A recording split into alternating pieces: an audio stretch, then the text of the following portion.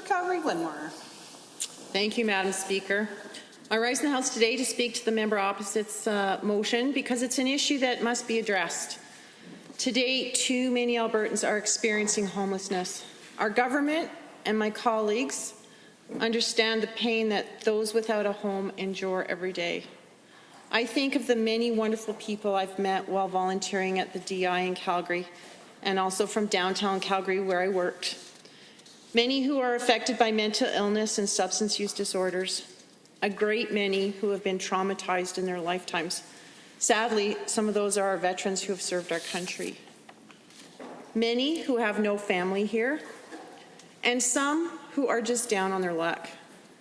What may surprise most people is the number of people who are working but came here from behind the 8 ball and just can't get caught up enough to get into an apartment. All of these people are special and unique human beings with gifts and talents. And you know, my experience has been that they're also incredibly generous of spirit. Mr. Speaker, these people deserve a home. We must also be cognizant of the number of our Indigenous brothers and sisters who experience homelessness and their unique plight. So, Mr. Speaker, I'm pleased to share with the Chamber the number of measures that this government has taken. First, Capital Plan 2020 allocates $417 million over 3 years to provide 2,000 new and regenerated affordable housing units. This will create more than 3,000 jobs along the way and maintain the 26,700 unit provincially owned portfolio. An independent panel of 10 members has been appointed by our government as well to review Alberta's affordable housing system and identify how we can transform the system to be more efficient and effective. The panel will consider the supports required for Albertans in critical housing need, explore market trends and projections, and compare approaches to housing in other provinces. And you know, we need to take a look at those market trends and projections.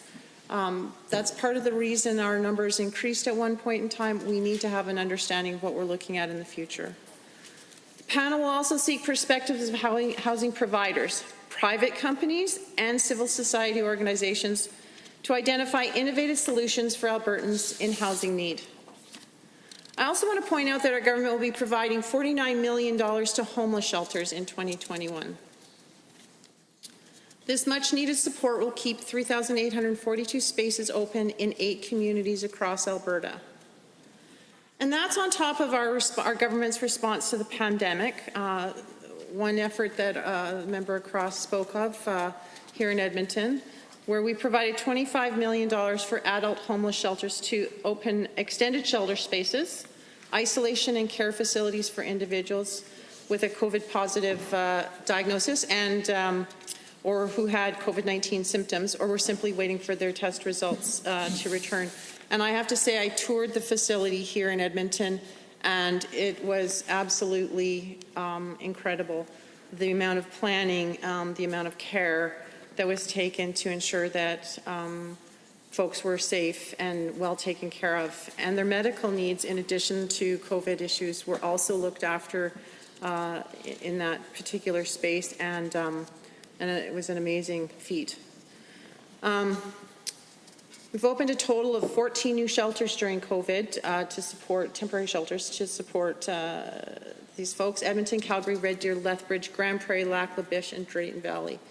None of this would have been possible, however, without the strong partnerships that government made with local communities and organizations who are committed to helping Alberta's homeless. And Mr. Speaker, we need to keep in mind too the enormous commitment that this government has made to recovery communities. You know, the member across was speaking about harm reduction, which is part of a continuum of care. These 5 recovery communities will do so much to help individuals seek and maintain recovery. We've made a $25 million investment to build 5 community recovery communities, and that will go a long way to reducing a significant cause for homelessness in our society. So from emergency shelters to short and long-term supportive housing, this government is committed to addressing homelessness head-on. Our most vulnerable need support, and our government, in partnership with municipalities, civil society, and faith-based partners are here to provide that support. Community Social Services provides funding to organizations to operate permanent supportive housing, transitional housing, and developing plans for homeless Albertans to eventually find a place they can call their own, a home, their home. Homelessness in this province has declined over the last decade because local municipalities have also stepped up to do their part in addressing the issue, working with their provincial counterpart to develop cooperative jurisdictional strategies that address homelessness in a substantive manner. Such efforts equated to a 32% decline in homelessness per capita in Calgary since 2008, and that's just one example. And, Madam Speaker, I'm particularly proud of the recent announcement that our government has made. Our government has redesigned the Indigenous Housing Capital Program to increase the supply of affordable, off-reserve, off-settlement and on-settlement housing for Indigenous communities. And I think this is more than enough as evidence to indicate a strong response to the issue of homelessness in Alberta, and our government is working hard to do more. Madam Speaker, an individual's worth is not determined by what they have, but rather who they are inside.